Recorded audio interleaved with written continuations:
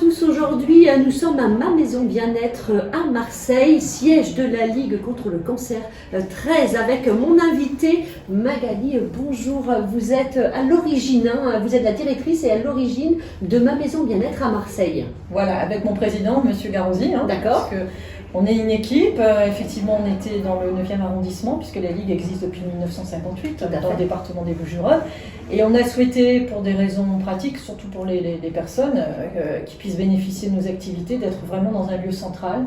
Donc on a trouvé ce local et on a ensuite mis en place tous ces travaux et voilà, et maintenant on est vraiment accessible à la fois pour les quartiers nord et les quartiers sud. Les quartiers sud, ça fait 1 an et demi à peu près. Un an et demi et on a commencé les activités en juin dernier, le Covid ne nous a pas aidé effectivement à pouvoir remettre en place nos activités. Cette maison se veut chaleureuse, accueillante pour toutes les personnes, toutes les femmes et les hommes malades.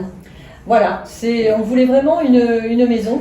Oui. Puisque ça s'appelle Ma Maison Bien-être, où il y a de la lumière, des couleurs, etc., avec aucune trace du milieu hospitalier, parce que ça c'est important, avec beaucoup de lumière, très peu de bureaux, puisque nous on est confinés dans des petits espaces, mais on voulait vraiment laisser la plus grande place aux personnes pour qu'elles puissent y trouver leur place. Donc il y a plein d'activités qui sont... Alors justement, parlez-nous de ces activités, qu'est-ce qu'on peut venir y trouver? Alors c'est un programme bien-être que nous proposons, qui sont des soins de support, ça c'est le terme technique, qui n'est pas forcément très joli, mais bon, cependant, c'est une réalité. Donc, on propose aux personnes qui viennent chez nous un programme qui peut durer 1 an et demi, en fonction de la situation de la personne, qui va commencer déjà par un soutien psychologique. Donc, les personnes sont vues individuellement, mais aussi en groupe, par une équipe de psychologues. Ensuite, on a tout le panel de soins d'activité physique adaptée, gymnastique, yoga, stretching, etc., qui sont le maillon essentiel pour retrouver de la force, pour aussi éliminer toutes les toxines des traitements, et puis aussi recréer des liens avec les autres. Donc voilà, c'est vraiment une activité qui est essentielle dans le programme. Ensuite, on a aussi tout ce qui est sur le bien-être, la beauté. Donc on a mis en place une cabine de coiffure. Donc on a un coiffeur qui vient toutes les semaines. Alors sur la problématique, hélas, de la perte des cheveux quand c'est le cas, donc il y a le moment toujours un peu difficile de se faire raser la tête au début des chimios. Bon, on le fait dans un lieu qui est plus facile que où on se sent bien dans un lieu. Voilà, où on est entouré, où aussi nous on va préparer ce moment difficile en étant près de la personne. Parfois elles ressortent avec la perruque, puisqu'on a des partenaires qui nous offrent des perruques. D'accord. Il y a le maquillage aussi, parce que ressortir sans rien, etc., c'est très difficile.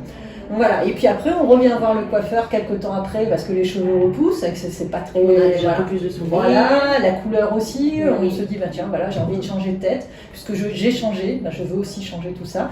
Et on a donc une cabine de socio-esthétique, qui va être là pour répondre à des problématiques au niveau de la peau, des séchements, etc., la perte des sourcils, mais aussi au fur et à mesure du temps, passer un moment à me faire chouchouter, à me faire masser, à s'occuper de mes ongles, à me faire du bien. Voilà, en fait, voilà. Et après, on a une cuisine que vous avez vue, une très belle cuisine. Alors, on a un partenariat avec les chefs de cour Méditerranée qui viennent pareil, régulièrement, toutes les semaines. Régulièrement, alors pas toutes les semaines, parce donner des cours de emploi du temps un peu cuisine, mais donner des cours.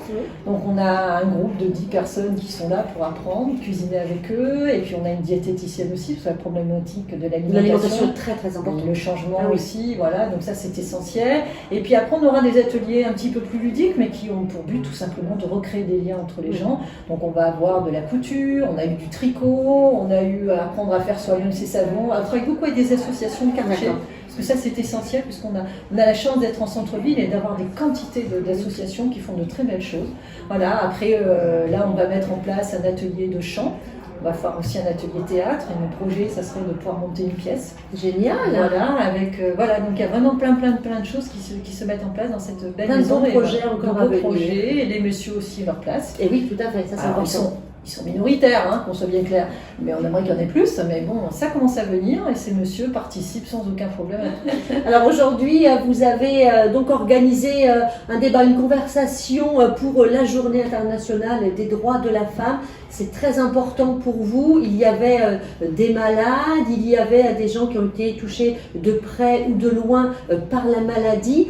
C'est important, on a vu à quel point créer du lien, discuter, converser ensemble sur les problématiques de la maladie. C'est essentiel, c'est surtout aussi créer des passerelles avec les autres associations qui œuvrent pour les femmes. dans cette ville, puisqu'on se retrouve de toute façon. Et c'était bien, alors c'est sûr, ça fait un peu cliché de dire qu'il faut attendre la journée des droits de la femme pour le faire, comme Corinne Versini le disait tout à l'heure. Bah oui, mais bon, profitons-en. Exactement, ça permet aussi de l'organiser. Voilà, on l'organise, c'est un point de départ, et il y aura d'autres choses qui se mettront en place pour pouvoir recevoir, travailler sur des pistes communes, pour pouvoir effectivement aider d'autant plus les femmes qui se retrouvent dans des situations difficiles à des moments donnés de leur vie. Voilà, donc c'est bien que la maison, et c'était l'objectif de ma maison bien-être qui peut aussi accueillir d'autres associations, des expositions aussi. Pour faire ces passerelles justement. Exactement, alors nous notre mission c'est une passerelle vers le retour à la vie. Oui, tout à fait. Mais on est là aussi pour pouvoir discuter avec d'autres associations, travailler aussi peut-être sur des projets communs. Voilà, c'est ça, je veux dire, on ne peut rien faire seul de toute façon dans la vie. Il faut être nombreux pour pouvoir créer de belles choses et de beaux projets. Concrètement, comment ça se passe? Si on est malade demain, on peut pousser la porte de ma maison bien-être et vous nous accueillez? Bien sûr, vous avez vu, on accueille bien. Ouais. Donc on vient, donc on vient au 7 rue Francis Dassault. On est ouvert du lundi au vendredi. De 8h30 à 17h, on vient, on prend un moment, on discute avec la personne, on lui explique notre programme, les objectifs qu'on veut se donner. Voilà, on met en place de suite une planification de ses activités, etc. Ensuite, on peut nous trouver sur notre site internet, ligue-cancer13.net.